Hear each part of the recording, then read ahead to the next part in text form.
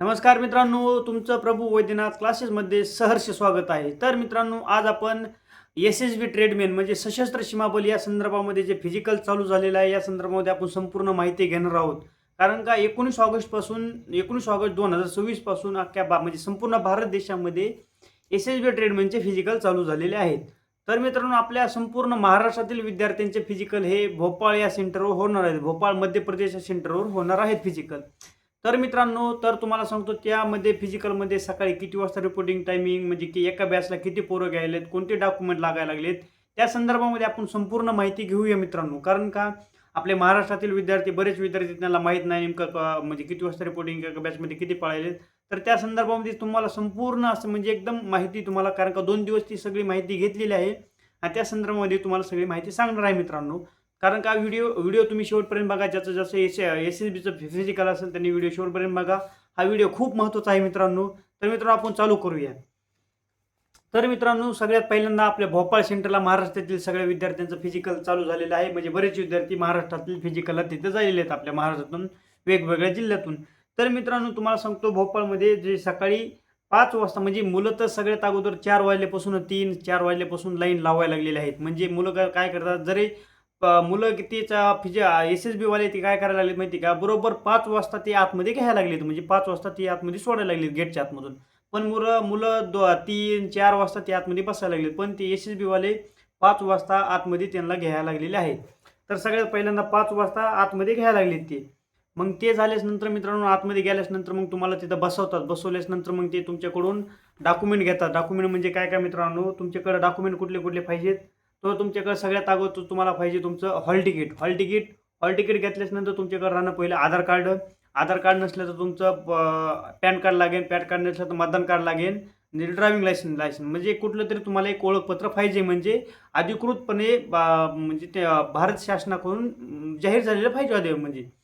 तर मित्रांनो, हे तुम्हाला पाहिजे. आणि जर प्लस म्हणजे जर मित्रांनो, जर कोणी मराठा कास्ट असेल, एस-टी कास्टवाले जर असतील तर त्यांनी एक तुमचं सोबतचं कास्ट सर्टिफिकेट घेऊन जावा. कारण का तुम्हाला 100% जर कोणाची हाईट कमी असेल, जर कोणाची चेस्ट कमी असेल तर तुम्हाला तिथं रिलेक्शन भेटतं मित्रांनो. कारण का एस-एस-बीला आता ड्रायव्हरचे आता सध्या फिजिकल चालू झालेले आहे. त्यांच्यामध्ये हाईटमध्ये सूट भेटते आणि चेस्टमध्ये पण सूट भेटते. जर कुणाला जर चेस्टमध्ये हाईटमध्ये जर सूट पाहिजे असेल तर त्यांनी आपापलं सर्टिफिकेट घेऊन जावा. आणि जे कोणी मराठा कास्टवाले आहेत त्यांनी आपलं एक तहसीलदाराकडे जायचं आणि त्यांच्याकडून एक डी सर्टिफिकेट म्हणून असतं. ते डी सर्टिफिकेट एक तुम्ही घेऊन जावा. कारण का ते जर तुम्ही घेऊन गेला तर त्यावर तुम्हाला 100% म्हणजे तुम्हाला हाईटमध्ये सूट भेटणार आणि चेस्टमध्ये पण सूट भेटणार.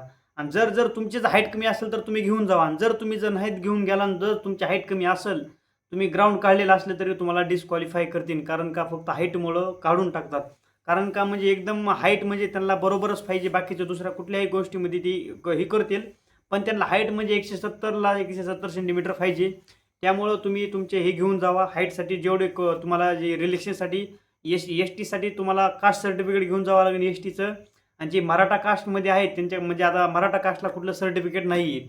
तर तुम्ही फक्त डी सर्टिफिकेट एक तुमच्या कुठलेही तहसीलदार असेल ना, तहसीलदारला जायचं आणि तिथून तुम्ही डी सर्टिफिकेट आणि तहसीलदारची सही आणि शिक्का त्याच्यावर तुम्ही घेऊन फिजिकलला जाताल त्या दिवशी तुम्ही सोबत घेऊन जावं. कारण का त्यामुळे तुम्हाला हाईटमध्ये सूट आणि चेस्टमध्ये सूट भेटणार आहे. हे तुमचे डॉक्युमेंट झाले मित्रांनो. परत एकदा तुम्हाला सांगतो, हॉल तिकीट, आधार कार्ड, कास्ट सर्टिफिकेट आणि एस-टीचं कास्ट सर्टिफिकेट लागणार. बाकीचं मग पुन्हा मग ओबीसी असेल तर ओबीसी पण कास्ट सर्टिफिकेट सोबत ठेवा. आणि जर कोणी मराठा असेल तर मराठा कास्टवाल्यांनी तुम्ही डी सर्टिफिकेट तुमच्यासोबत घेऊन जावा. जर तुम्हाला हाईट आणि चेस्टमध्ये जसं सूट पाहिजे असेल तर. तर तुम्हाला सांगतो मित्रांनो, हे त्याच्या बघा फिजिकल चालू झालेलं आहे. त्याच्यामध्ये जवळपास 100 ते 120 मुलांची बॅच बनवत आहेत. 100 ते 120 मुलांची बॅच बनवत आहेत. तर म्हणजे म्हणजे कुठली कुठली बॅच 100ची बनवत आहेत, कुठली कुठली 120ची पण बनवत आहेत. आणि जर शेवटच्या बॅच म्हणजे 150ची बनवत आहेत, 120ची बनवत आहे. कारण का म्हणजे जर समजा जर शेवटला जर पोरं जर 10-15 उडायला लागले असले तर मग त्याला काय करावं लागतं, त्या बॅचमध्ये टाकावं लागतं म्हणजे समोरच्या बॅचमध्ये. मग त्याच्यामुळे कधी 150ची होती, कधी 120ची. जास्तीत जास्त तर 100च्याच बॅच व्हायला लागलेल्या आहेत मित्रांनो सध्याच्याला. तर त्याच्यामध्ये तुम्हाला सांगतो पास म्हणजे तुम्हाला सांगतो मित्रांनो, म्हणजे असं काय म्हणजे 50%च रेशो आहे पास होण्याचा. म्हणजे काय जास्त पण नाही आणि कमी पण नाही आहे. तर अर्धे मुलं फक्त मित्रांनो राऊंड मोजण्यामध्ये तेच कन्फ्यूज व्हायला लागलेले आहेत. तर तुम्हाला सांगतो 100 जर मुलं सोडले.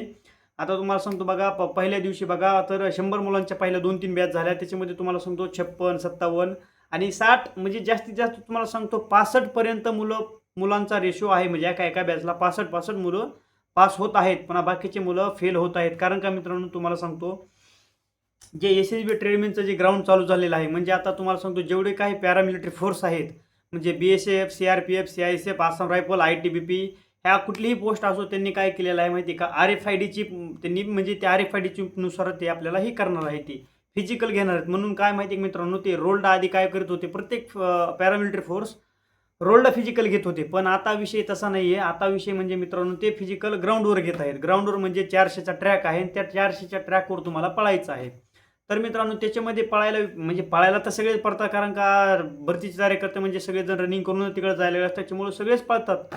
पण त्याच्यामध्ये एक महत्त्वाचा विषय आहे, तो म्हणजे मित्रांनो जे राउंड मोजतात का नाही तुम्ही. आता तुम्हाला सांगतो भोपाळला जो भोपाळचा एस-एस-बी ट्रेनिंग सेंटर जे आहे, ते ट्रेनिंग सेंटर पण आहे तिथं, एस-एस-बीचं सेंटर पण आहे.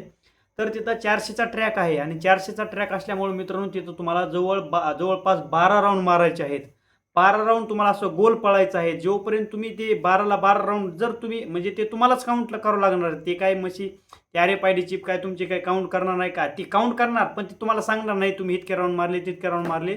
त्यामुळे तुम्ही ते राउंड कमी जास्त मारल्यामुळंच ती जास्तीत जास्त मुलं फेल व्हायला लागलीत. नाहीतर आधी कसं होत होतं, जेव्हा रोडला फिजिकल होत होतं ना, तेव्हा काय जास्त मुलं पास व्हायची. म्हणजे 100 जर मुलं सोडले तर 70, 75, 80 मुलं पास होत होती. पण आता तसं नाही आहे. आता फक्त जे गोल राउंड मारतात का नाही, त्या गोल राउंड मारण्यामध्येच मुलांचे कन्फ्यूज व्हायला लागलेलं आहे. म्हणजे जर समजा आता एखादा पोरगा जर पळायला लागला असला, त्याचा जर एखादा जरी राउंड मोजायचा जर हुकला, तर त्याचं म्हणजे फिजिकलच गेलं म्हणजे म्हणून समजायचं. कारण का मित्रांनो, जर तुमचं एक राउंड जर कमी भरला, तर तुमचं तिकडं 11 राउंड भरायला लागले. तुम्हाला असं वाटायला लागलं की मी 12 राउंड मारले म्हणून तुमचं मग 12 राउंड मारले म्हणून तुम्ही बसायला लागला, तुमचा तिकडे टाईम जायला लागला. टाईम गेला म्हणून तुम्ही मग तिथं फिजिकल फेल व्हायला लागला. तर त्यामुळे मी मित्रांनो तुम्हाला एक गोष्ट सांगतो मी, जर फिजिकलला जात असाल तर तुम्ही सगळ्यात अगोदर राउंड मोजा. कारण का राउंड जर तुम्ही नाही मोजले तर तुम्ही 100% फिजिकल फेल होणार आहात. कारण का राउंड तुम्हाला मोजावे लागणार. कारण का फिजिकल हे गोल्ड ग्राउंडवर आहे. तुम्हाला 12 राउंड मोजायचे आहेत. वाटलंच तर तुम्ही काय करायचं, एक पेन घेऊन जावा. पेन घेतल्यानंतर तुम्ही एक राउंड झाला तर एक हातावर लिहा, 2 राउंड झालं तर 2 हातावर लिहा. असे म्हणजे प्रत्येकाने तुम्ही जेवढे जेवढे राउंड मारता 1, 2, 3, 4, एक राउंड झाला की 2, 3 असे तुम्ही लिहा. म्हणजे तेव्हा तुम्हाला समजन. जर तुम्ही असं जर फिजिकलला जात असाल तर तुमचे फिजिकलला फेल होण्याचे चान्स भरपूर आहेत मित्रांनो.